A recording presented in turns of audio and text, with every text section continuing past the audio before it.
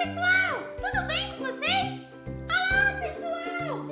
Hoje vamos começar uma nova série de ensinamentos sobre Jesus.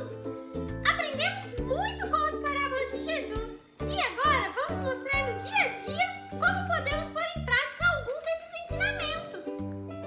Vamos aprender juntos sobre como viver uns com os outros e pelos outros. E isso quer dizer que vamos aprender como viver melhor e mais próximo das pessoas que estão perto da gente. Isso mesmo, minha amiga. Vamos para o versículo de hoje? Sim! E o versículo é: amem-se uns aos outros. Como eu os amei, vocês devem amar-se uns aos outros. João 13:34b. Vamos orar? Senhor Jesus, obrigado porque o Senhor nos amou. Nos ajude a amar sempre quem está próximo da gente. Em nome de Jesus, amém! Amém! Segue a sequência da nossa história. Eu tô muito feliz. Olha esse chocolate que eu ganhei. A Paty que me deu. Eu amo tanto chocolate. Olá, minha amiga. Oi, Samuca. Tudo bem com você? Eu tô bem, minha amiga. Mas você parece ainda melhor. Está com um sorriso tão grandão. Qual o motivo dessa alegria? Samuca, eu ganhei esse chocolate. Olha que delícia. A Paty que me deu. Nossa, que chocolate bonito. E você gosta tanto de chocolate, não é, minha amiga? Sim. E eu tô tão feliz que a Paty lembrou de mim e me deu esse presente. Eu também gosto muito de ganhar presentes. Quando ganhamos presentes, sentimos uma alegria muito grande. E isso nos faz sentir mais amados. Não é verdade? É isso mesmo, Samuca. Eu estou me sentindo mais amada. Existem muitas coisas que podemos mostrar amor. Você lembra de mais alguma, preciosa? Além de ganhar chocolate, eu me sinto amada quando eu ganho um abraço quentinho. Quando eu tô doente, a vovó faz chá pra mim. Quando eu erro com você e você me perdoa. Quando alguém diz que estava com saudades de mim. É uma ótima lista, minha amiga. Eu também me sinto muito amado com essas coisas.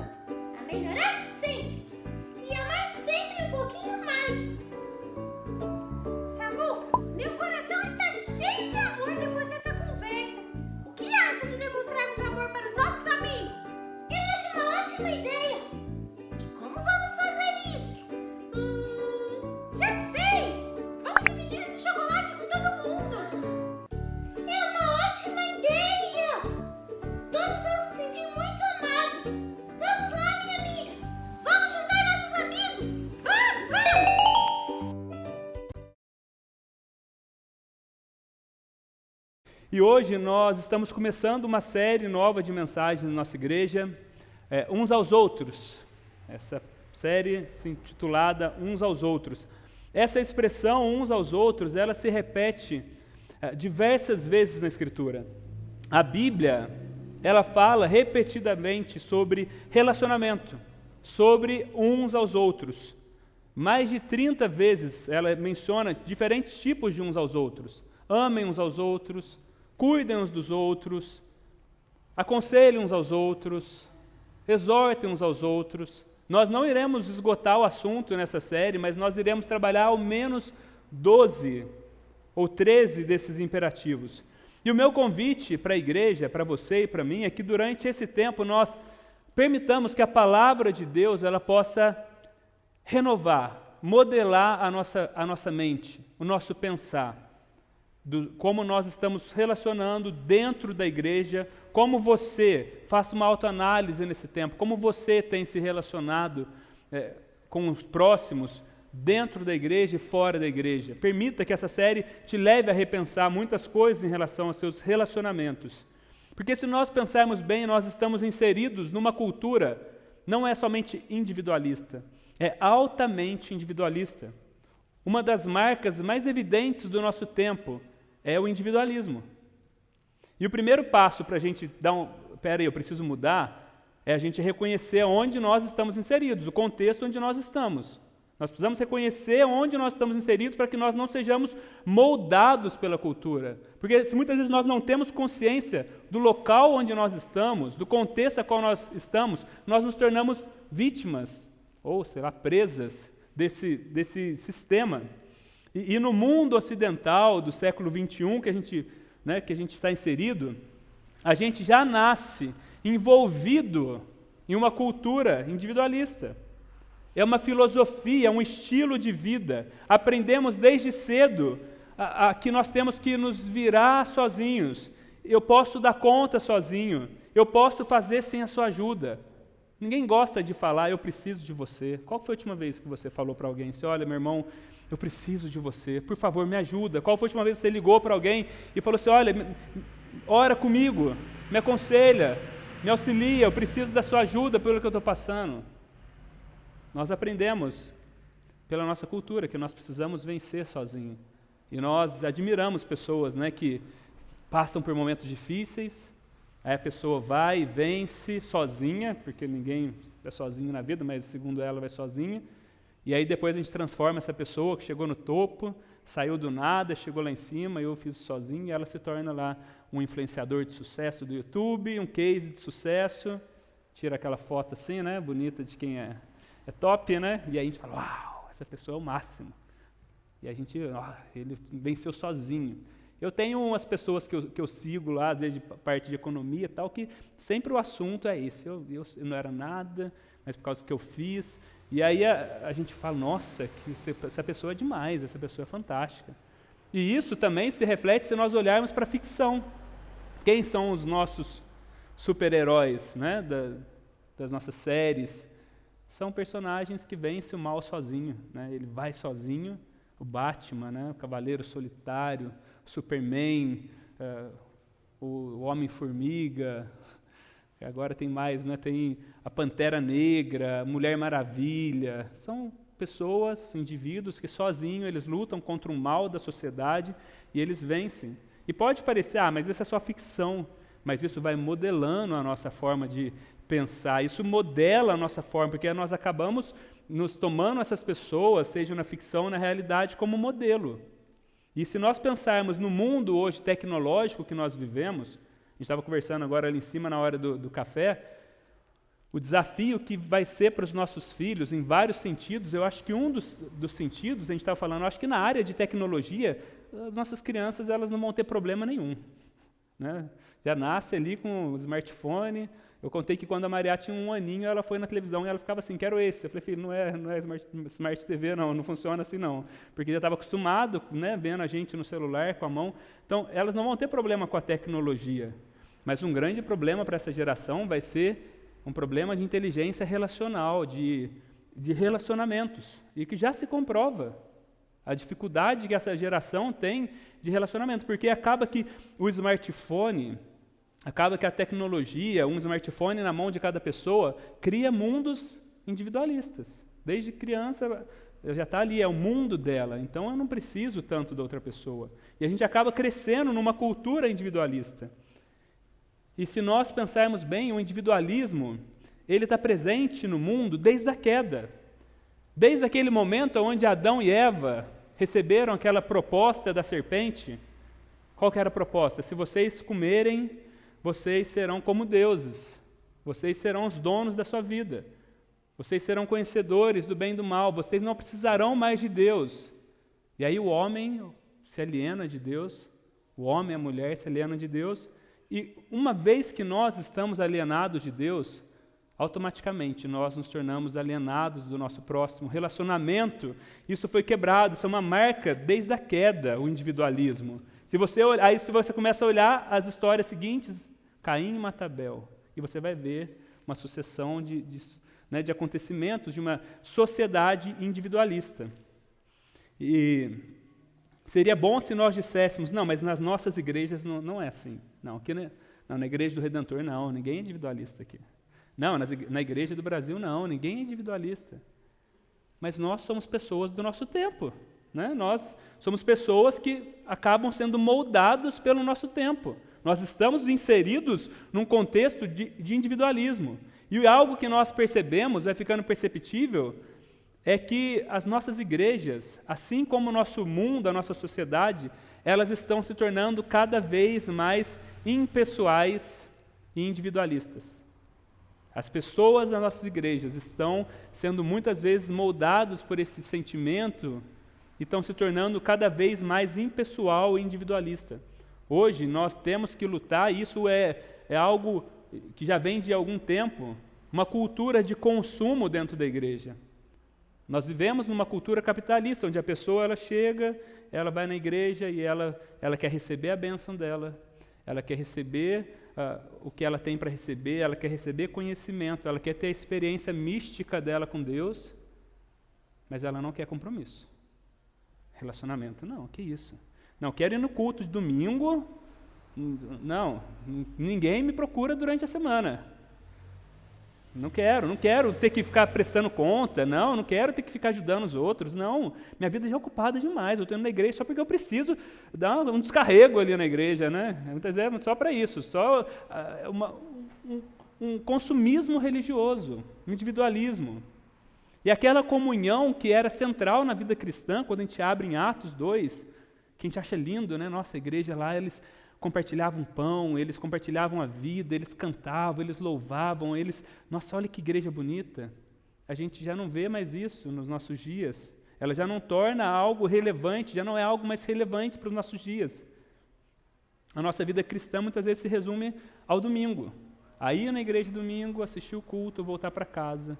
E aí não conversa com ninguém, não tem mais relacionamento com ninguém durante a semana. Aí no domingo que vem de novo. E aí, muitas vezes, a nossa vida cristã se resume a isso.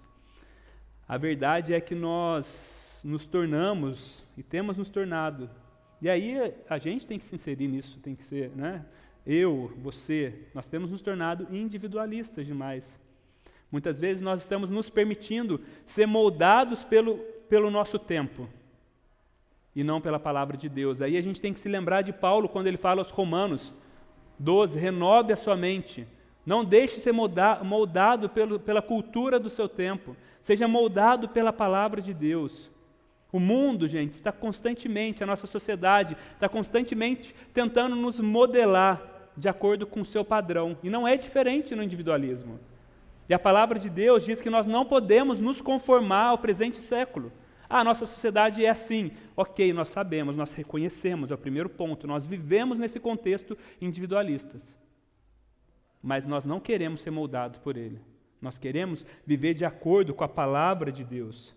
Porque a palavra de Deus mostra que relacionamento é algo crucial. Talvez algo que ficou mais visível nessa pandemia em relação à igreja e pandemia foi a falta que nós sentimos dos nossos cultos, das nossas reuniões, de não poder fazer uma reunião ali com 5, 6, 10, 15 pessoas, de não poder fazer um retiro, de não poder compartilhar refeições. Mostrou que nenhum ser humano ele vive sozinho como uma ilha, e nenhum cristão ele desenvolve a sua vida espiritual sozinho. E nós, como igreja, a Igreja do Redentor, relacionamento, para nós é algo central. Faz parte dos nossos valores, faz parte da nossa relação de valores, é algo que nós não abrimos mão. Por quê? Porque nós entendemos que o nosso Deus é um Deus relacional. Se você olhar na Bíblia, Deus já estava em relacionamento antes da fundação do mundo. Deus não era um Deus solitário. Deus Pai, Deus Filho e Deus Espírito Santo se relacionam perfeitamente desde a eternidade passada. Por isso, nós somos seres relacionais, porque nós somos criados à imagem e semelhança de Deus. Nós entendemos que não tem como eu desenvolver tudo que Deus tem para mim sozinho. Você nunca vai chegar à maturidade espiritual sozinho. Preste atenção nisso. Você nunca vai alcançar a maturidade espiritual sozinho. Quem vai falar para você? Quem vai te exortar se você caminha sozinho? Quem vai falar para você, meu irmão, você precisa caminhar melhor nessa área. Cuidado que esse caminho que você está tomando é perigoso. Cuidado com a forma como você está gastando o seu tempo. Quem está orando por você? Quem está te auxiliando? Quem está sendo ferro com ferro na sua vida, que está te afiando? Não tem como nós crescermos e sermos aquilo que Deus propôs para mim e para você na caminhada sozinho. Precisamos uns dos outros. Não tem como nós termos uma vida missional, que nós falamos, nós queremos ser uma igreja missional, onde cada pessoa se entende em missão e vai lá fora, anuncia o evangelho sem relacionamento. Não tem como. É algo chato, alguém que simplesmente tenta te vender alguma coisa, aceita isso aqui, aceita a minha religião. Mas você não me conhece, você não tem relacionamento comigo. Precisamos desenvolver relacionamentos dentro e fora da nossa comunidade de fé. Precisamos uns dos outros. Então, o meu convite para você é que durante essas próximas semanas, você sonde seu coração e fale, Senhor, como eu estou vivendo os meus relacionamentos? A minha relação com a igreja tem sido uma relação simbiótica, né, que faz a troca, ou é simplesmente uma relação parasita, onde eu só vou na igreja, recebo e eu não desenvolvo, não deixo os meus talentos também para o reino, eu não sirvo as pessoas. Você analise à luz da palavra de Deus, peça para que o Senhor, através do Espírito Santo, modele a sua vida, remolde os seus pensamentos. E hoje nós vamos começar falando sobre a base de todos os outros, uns aos outros, né? De todos os uns aos outros. A base para tudo que nós iremos ver nas próximas 12 semanas. O amor. Amem-se uns aos outros. Nosso primeiro uns aos outros. Amem-se uns aos outros. Para isso eu gostaria de te convidar a abrir a sua Bíblia em João, capítulo 13. João 13, Evangelho de João 13, 31 a 35. Você pode acompanhar também no nosso telão. A versão que nós usamos é NVI. Se você tem também seu smartphone, você pode abrir. João 13, 31 a 35. Eu gostaria de convidar a ficar de pé para a gente ler junto esse texto, em reverência à palavra do Senhor. E depois nós vemos o que Ele tem para falar conosco nesse dia. Depois que Judas saiu, Jesus disse, agora o Filho do Homem é glorificado, e Deus é glorificado nele. Se Deus é glorificado nele, Deus também glorificará o Filho nele mesmo, e o glorificará em breve. Meus filhinhos, vou estar com vocês apenas mais um pouco. Vocês procurarão por mim, e como eu disse aos judeus, agora lhes digo, para onde eu vou, vocês não podem ir. Um novo mandamento lhes dou, amem-se uns aos outros. Como eu os amei, vocês devem amar-se uns aos outros. Com isso todos saberão que vocês são meus discípulos, se vocês se amarem uns aos outros. Amém? Vamos orar? Pai Santo, nós estamos diante da Tua Palavra, Pai, nessa manhã, nesse dia, Pai, queremos pedir, Deus, que o Senhor fale conosco, Deus. Eu peço que o Senhor possa fazer do coração de cada irmão, de cada irmã, do nosso coração um solo fértil, Deus, para que a Tua Palavra, Deus, habite ricamente em nós e produza frutos também, Pai. Eu peço que o Senhor possa modelar a nossa mente de acordo com a Tua palavra, transformar a nossa mente, a nossa visão de mundo, a nossa visão de tudo, Pai, de acordo com a Tua palavra, Deus. Usa a minha vida como instrumento do Senhor, como canal do Senhor, Pai, para que nós sejamos edificados, que o Teu nome, Jesus, somente o Teu nome, seja honrado aqui nessa manhã, Pai. Que todo eu, que todo nós, que todas as nossas barreiras, Deus, possam cair diante do Senhor, Pai, nesse dia, Pai. Nós oramos assim, em nome de Jesus. Amém. Pode se assentar. Jesus está reunido com seus discípulos no cenáculo. O cenáculo era um cômodo bem grande que existiam nas casas, em alguns lugares na antiguidade, onde geralmente, e como nesse contexto ele ficava na parte alta de uma casa, na parte superior, e ali nesse cômodo, Jesus estava fazendo uma refeição com seus discípulos. E esse cenário, nesse cenáculo, aconteceram coisas marcantes nesse relacionamento de Jesus com seus discípulos. Ali eram os últimos momentos que Jesus teria com seus discípulos. Você pode imaginar o clima que estava naquele cenáculo, Jesus ali, naquele local, ele tem a última ceia com seus discípulos, aquele quadro famoso da Santa Ceia. Jesus toma a última Santa Ceia com seus discípulos. Jesus fala, comam de mim, bebam do meu sangue. Jesus canta um hino com seus discípulos, antes dele sair para a crucificação. Ali Jesus tem um ato que é instigante, Jesus se humilha diante dos seus discípulos, pega uma toalha, começa a lavar os pés dos discípulos, algo que só os escravos faziam, só os servos faziam. E aí os discípulos, sem entender, Jesus fala, olha, vocês me chamam de mestre e Senhor, e vocês estão certos, eu sou mestre e Senhor. Se eu faço isso por vocês, Jesus fala, vocês devem fazer o mesmo. Serão felizes se vocês servirem ao seu próximo. Ali também, naquele momento, naquela tensão, naquela misto de sentimento do cenáculo, Jesus, ele fala, eu vou falar que um de vocês aqui será o meu traidor. Imagina, 12 pessoas, quase a quantidade de pessoas que tem aqui. Um de vocês vai me trair. E aí começa aquela euforia, quem vai ser, quem vai ser? E aí Jesus, ele dá o pão para Judas, os discípulos estão tão eufóricos, eles estão tão nesse misto de sentimento que eles não conseguem perceber que Jesus deu esse pão para Judas. E Jesus fala, Judas, vai fazer o que você tem que fazer. Vai cumprir o que você tem que cumprir. E aí o texto fala que então Judas sai para entregar Jesus. E o texto começa a narrar então exatamente a partir desse momento. Jesus com seus 11 discípulos, Judas não está mais entre eles. E aí Jesus fala, olha, chegou a hora. O momento chegou. O Filho do Homem vai ser glorificado. Chegou o momento pela qual eu vim ao mundo. A missão que o Pai me deu está prestes a se cumprir. O Filho do Homem será glorificado. E uma vez que o Filho do Homem será glorificado, Jesus fala, o Pai vai ser glorificado, porque a glória do Filho é a glória do Pai. Jesus estava se referindo à sua morte, a morte na cruz. Jesus sabia que em poucos momentos ele seria crucificado numa cruz. Ele seria humilhado, ele seria castigado. O único justo, o único reto, que não merecia, iria para a cruz, ser humilhado, morto no nosso lugar. Todo o castigo do mundo seria posto sobre as costas de Jesus. E aí Jesus fala para os seus discípulos, vocês estão comigo agora, mas para onde eu vou vocês não poderão ir.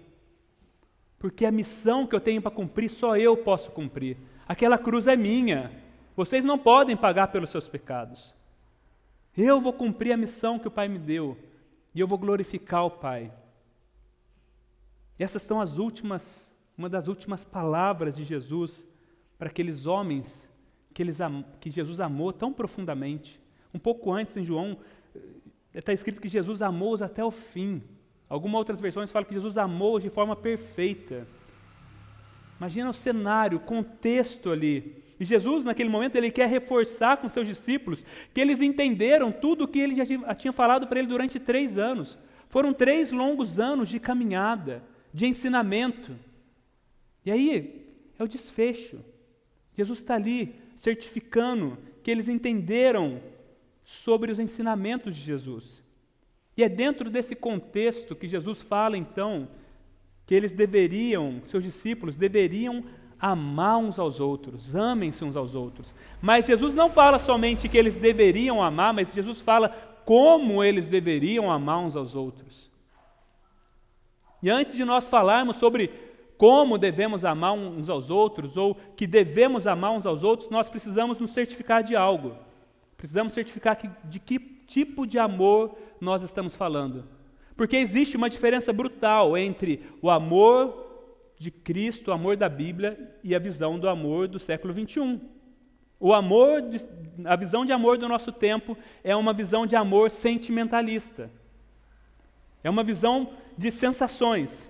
Temos uma visão romantizada de amor. É muito mais uma paixão do que o amor. Se eu sinto algo, então isso é amor. Se eu não sinto e não me faz bem, isso não é amor. Como diz, né, aquela canção, que seja eterno enquanto dure esse amor. É o pensamento dos nossos dias. Enquanto tem sentimento, isso é amor. Acabou o nosso amor, a gente terminou o nosso casamento porque acabou o amor. Eu não sentia mais nada por ele. O amor, a visão de amor do nosso tempo é uma visão romântica, uma visão baseada em sentimentos. A visão que Jesus está falando de amor não tem nada a ver com essa concepção de amor. Olhando para o amor de Jesus, nós entendemos que o amor de Jesus que ele fala não se resume de maneira nenhuma a sentimento, onde eu sou movido por algo, a fazer algo, somente pelo que eu sinto. Mas o amor que Jesus propõe aos seus discípulos, e o que ele demonstra, é um amor que é uma decisão, tomado sobre uma decisão. Ele é prático, ele é um amor sacrificial. Perceba em que contexto Jesus fala, amem uns aos outros. Jesus fala de amor num contexto de morte. Jesus está falando, minha hora vai chegar. Eu vou ser crucificado. Eu estou indo para a cruz entregar minha vida por vocês. E aí Jesus fala, portanto, um novo mandamento eu vos dou. Amem uns aos outros. Jesus fala de amor no contexto de morte, porque a maior demonstração de amor de Cristo foi entregar sua vida por nós e nos livrar, nos salvar da condenação eterna. Então existe um padrão de amor. Repare nas palavras do versículo 34, o que Jesus diz. Um novo mandamento lhes dou. Jesus não fala um mandamento eu lhes dou. Jesus fala um novo mandamento lhes dou. Amem-se uns aos outros. Aí talvez a gente pense, poxa, mas Jesus falou diversas vezes sobre amar uns aos outros. Acho que em Marcos 13:34, um discípulo chega para Jesus e fala, qual que é o maior dos mandamentos? Qual que é o mandamento? Jesus fala, olha, vocês ouviram todos os mandamentos, pode ser resumidos em 2. Ame a Deus sobre todas as coisas e o teu próximo como a ti mesmo. Então, a questão que eles deveriam amar o próximo não era algo novo para eles, ou parecia que não era algo novo. Jesus já havia ensinado isso através da parábola do bom samaritano. Eles sabiam, eles conheciam os 10 mandamentos, que eles deveriam amar o próximo. Então, qual era a novidade nesse mandamento que Jesus disse que era novo? Que tornava esse amar o próximo novo, se Jesus já havia ensinado sobre isso, se as Escrituras já ensinavam sobre isso? A novidade é que Jesus aqui está elevando o padrão, elevando a régua, subindo a régua, como a gente diz. Mas qual que foi o padrão que Jesus elevou? Repare, Jesus não fala mais, ame o próximo como a ti mesmo. O que Jesus fala? Amem uns aos outros assim como eu os amei. Não é mais ame o seu próximo como você se ama, é ame o seu próximo assim como eu vos amei. Porque se nós pensarmos, de certa forma, Jesus nos amou mais do que a si mesmo. Ao entregar sua vida por nós, ele nos colocou, ele teve mais amor pela nossa vida do que por si mesmo. E ao falarmos sobre ame o próximo como a si mesmo, é interessante nós percebermos que muitas vezes existe uma mentira maligna, contada, pregada em muitos contextos evangélicos, que vai dizer que você, antes de amar o próximo, você precisa amar você mesmo. Olha, sabe por que você não ama seu próximo? Você nunca vai amar seu próximo. Por quê? Porque você não se ama. Então, primeiro ponto, você precisa se amar. Isso pode vir da psicologia, isso pode vir de livros de autoajuda, isso pode vir de qualquer lugar, mas da Bíblia não vem. Porque a Bíblia vai falar que a raiz de todos os males é o nosso ego, é o nosso amor no nosso eu, como se nós precisássemos desenvolver amor próprio. É algo que nós já temos demais. Como se nós já não fôssemos pessoas egoístas, né? Egocêntricas, vaidosas, narcisistas. Se você pensa que você precisa aprender a amar outra pessoa para depois amar o próximo, se você já ouviu isso e talvez você está tentando colocar em prática, tem uma má notícia para você. Sabe o que vai acontecer? Você nunca vai amar ninguém, porque você sempre vai descobrir ou vai achar que você pode se amar um pouco mais. E no final das contas, isso vai ser um exercício de alimentar o seu ego. Eu acho que eu preciso me amar um pouco mais, eu não estou me amando.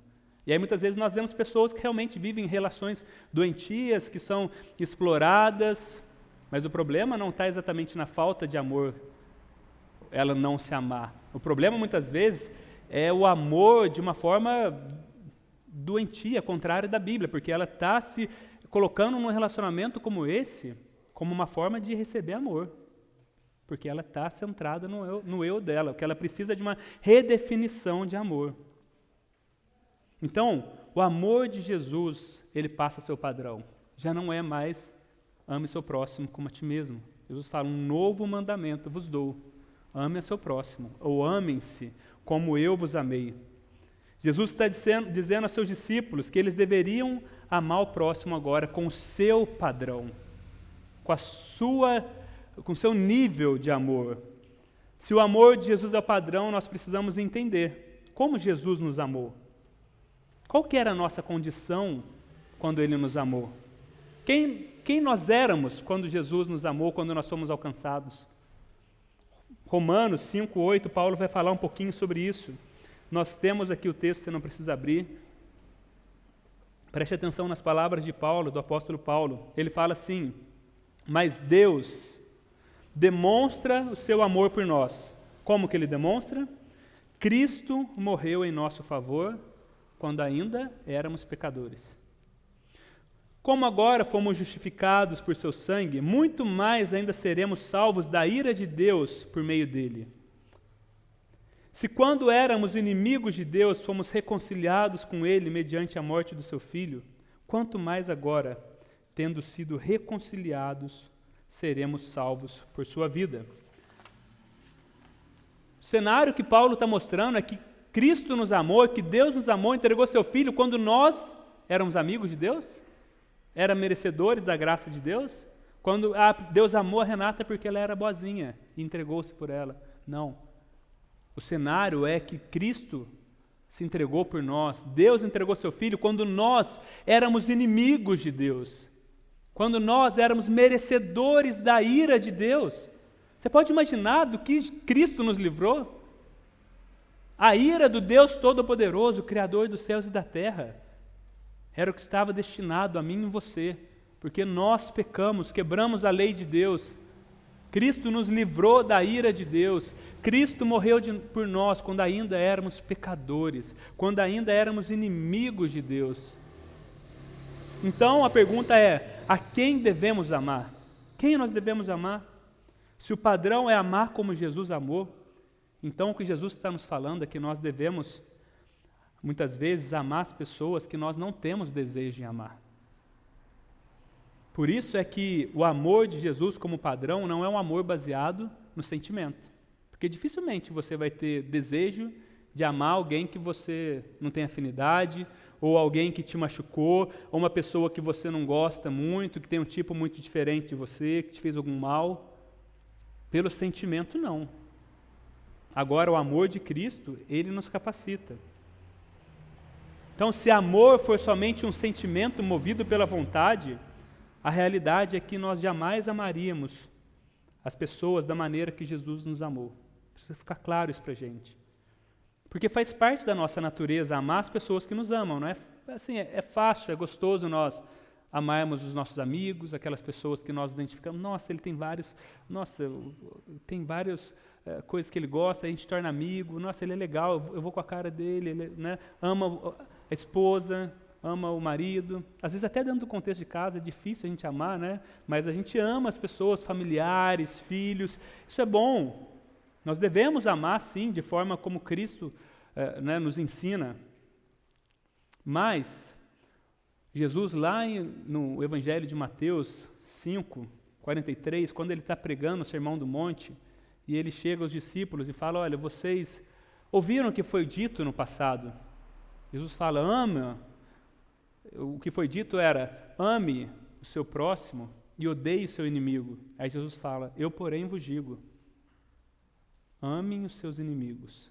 Jesus fala, olha, porque se você ama quem te faz bem, Jesus fala, se você sauda quem gosta de você, você não faz nada demais. Isso o publicano e isso o fariseu faz.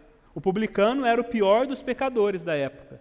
O fariseu estava no outro lado como um religioso. Jesus está falando, você não deve amar as pessoas nem como o publicano, o pecador, nem de forma religiosa. Você deve amar pela via do Evangelho. Qual é a via do Evangelho? Que Cristo se entregou por nós. E aí você tem condição de amar aquele que talvez você pense que não precisa do seu amor. O padrão do discípulo de Jesus deve ser mais elevado do que o padrão do religioso ou do irreligioso. É o padrão do Evangelho. Certa vez, eu li algo que eu não me lembro onde estava, mas dizia algo assim, odiar ao próximo é diabólico. É diabólico odiar ao próximo, odiar uma pessoa. O ódio é algo diabólico, não vem de Deus. Amar ao próximo é humano. Amar quem, que eu gosto.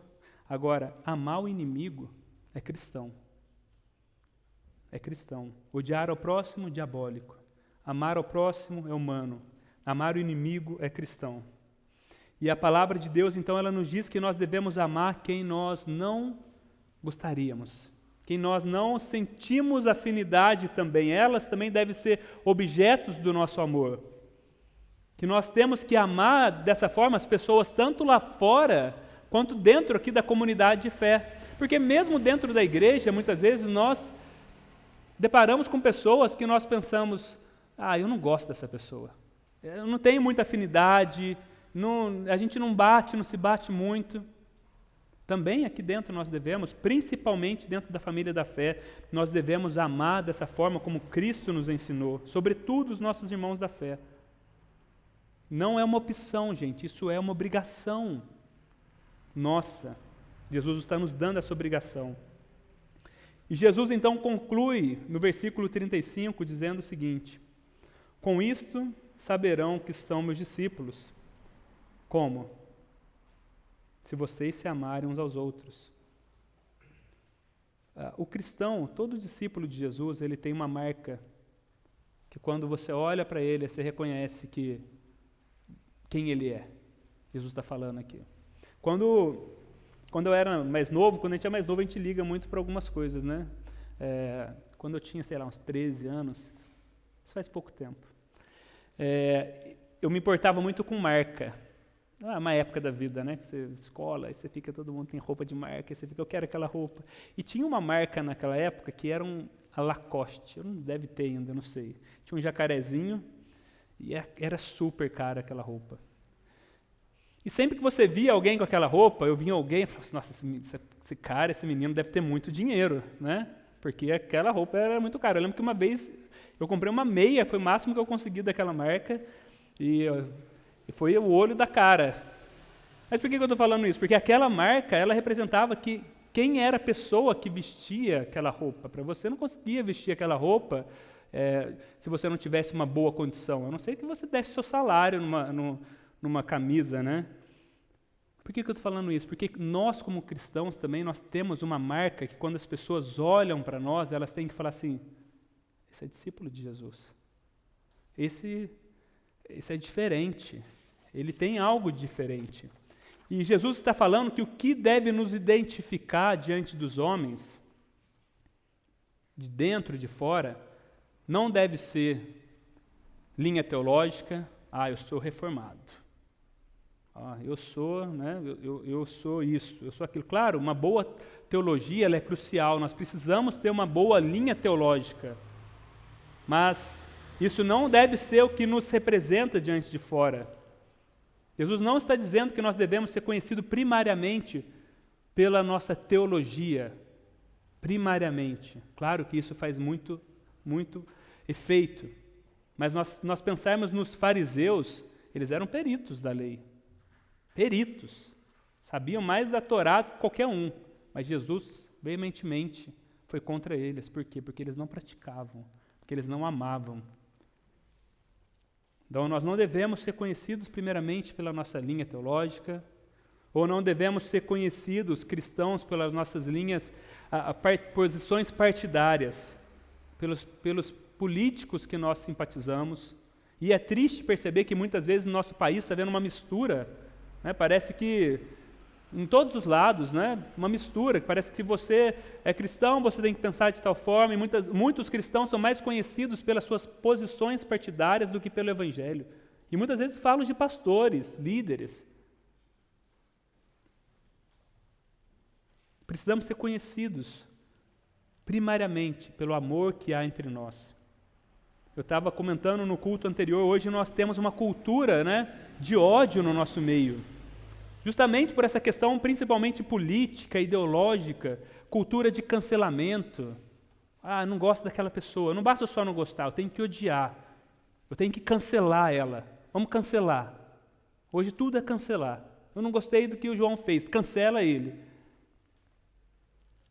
Nós temos ódio, uma cultura de ódio, principalmente nessas questões. Então, para nós como cristãos, nós temos um terreno fértil, para qual nós podemos testemunhar do amor de Cristo como um amor contracultural essa regra. Nós podemos talvez caminhar do lado mais de esquerda, do lado mais de direita, coxinha, empadinha, né, que tem...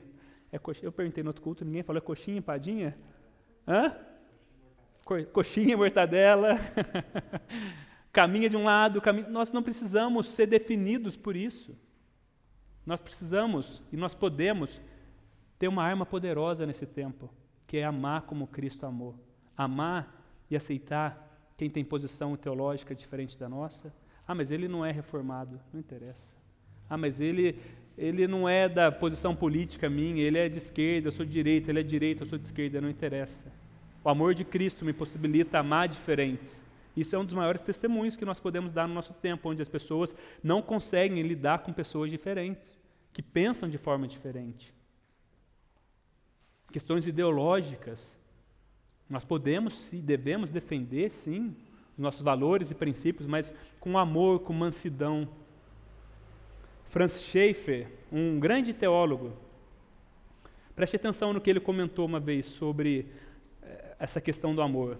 Ele disse que se nós, cristãos, não amamos como Jesus, que o mundo não somente tem o direito de dizer que nós não somos seus discípulos de Jesus, como o mundo também tem o direito de pensar que Jesus não era quem ele dizia ser. Mais uma vez, Schaeffer diz que se nós não amamos como Jesus, o mundo não apenas tem o direito de dizer que não somos seus discípulos, como também tem o direito de pensar que Jesus não era quem ele dizia ser. Afinal, nós somos representantes dele. Somos nós que testificamos do amor de Jesus. E ele diz, ainda mais, ele diz, se visível, o amor como de Cristo é a apologética final. A apologética é a defesa da nossa fé. Quando ela se torna visível, o amor de Cristo, ele fala, essa é a apologética final. O que isso significa? Que diante de tantas ideologias, diante de tantas religiões que são pregadas, diante de tantas verdades que são ditas, muitas vezes a melhor forma de não é ficar debatendo, brigando, xingando, fazendo post, respondendo a post, xingando pessoas. Mas a melhor forma é amar como Cristo amou. Isso não tem como eles argumentar. Você já viu isso? Dificilmente o mundo vai argumentar contra quando nós amamos como Cristo amou. Essa é a maior apologética que nós temos. E eu sei que essa mensagem pode parecer dura, né? Mas ela se torna suave quando nós pensamos quem de fato nós éramos. Quem você era quando Cristo te amou? Lembre de quem você era. Às vezes a gente precisa fazer esse exercício. Onde eu estava quando Cristo me amou? Onde eu estava quando eu fui alcançado por Cristo? Quem eu era? Jesus não propõe o amor dessa forma como uma possibilidade. Olha, se der, vocês fazem isso. Mas Jesus ordena o amor ao outro como um testemunho vivo do que o Evangelho de Cristo fez por mim e fez por você. É um testemunho. Quando nós amamos dessa forma, as pessoas estão entendendo o que Cristo fez por nós. É um testemunho daquilo que Cristo fez por nós. É um testemunho de coerência com o fato de que Deus não negligenciou o amor a nós, apesar de que nós éramos seus inimigos. Então, uma vez que Deus não negligenciou o amor a nós, nós também não temos o direito de negligenciar o amor aos nossos próximos, sendo ele pessoas que nós temos afinidade ou não. Inclusive, se você pensar no amor que você tem por Deus hoje, a Bíblia fala que ele foi dado por Deus para você. Nós não amávamos Deus. Foi Deus que nos amou primeiro e nos possibilitou amá-los. Então nós podemos, com esse amor, também amar o nosso próximo. O meu desejo é que nós, Igreja do Redentor e cristãos, nós sejamos uma comunidade conhecida pelo amor que há entre nós. Se eu não me engano, na oração sacerdotal de Jesus, ele fala: e vocês serão reconhecidos pelo amor que há entre vós. Depois ali que Jesus saiu desse momento, quando ele está ali orando no jardim, ele ora: vocês serão reconhecidos pelo amor que há entre vós. Que uma marca distintiva sua, da nossa igreja, seja o amor que nós temos uns pelos outros.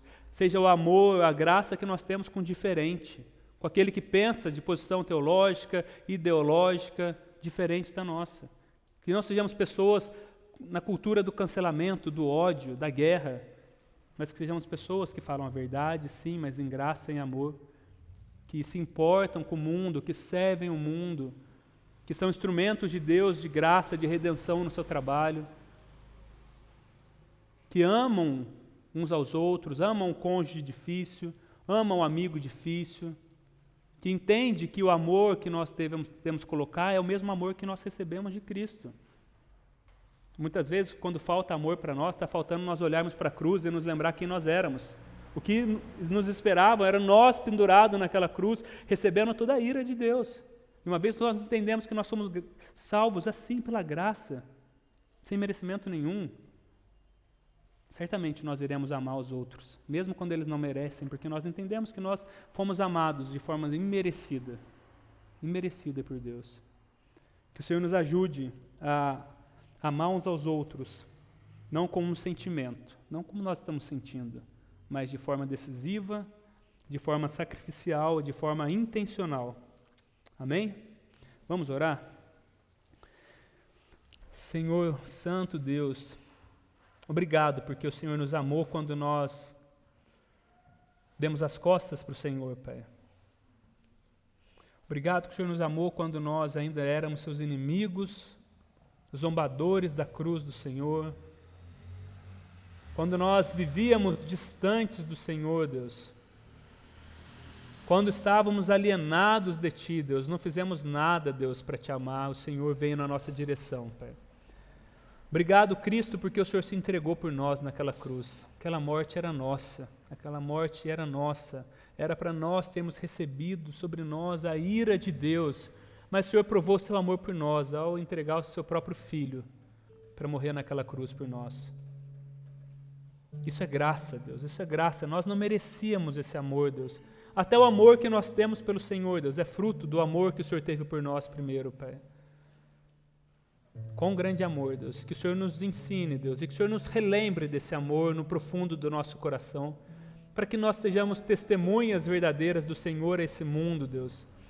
A esse mundo de ódio, a esse mundo de segregação, a esse mundo que fala tanto em unidade, em união, mas que não consegue viver de forma unida, Pai, de forma pacífica, porque o problema está dentro de nós, Pai.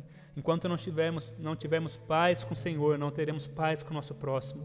Enquanto não formos amados profundamente pelo Senhor, não conseguiremos amar o nosso próximo, especialmente aquele que nos ofende, que nos fere, Pai.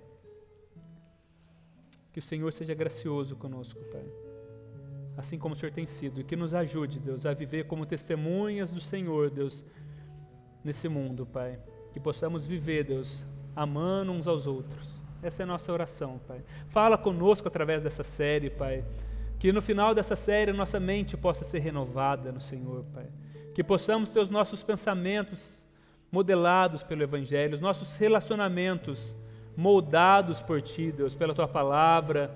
Que possamos ter mais amor uns pelos outros, Deus, amor sacrificial. Que possamos nos importar com o nosso próximo, não vivendo somente um cristianismo individualista, Pai, que isso não existe, são excludentes, Pai, cristianismo, individualismo, Pai. Nós queremos nos importar com o próximo, não somente com a nossa salvação, não somente com a nossa vida, Pai, queremos amar o nosso próximo, assim como o Senhor nos amou, Pai, de forma sacrificial, de forma verdadeira e autêntica, Pai. Nós oramos assim, no nome do Seu Filho Jesus, é que nós oramos. Amém.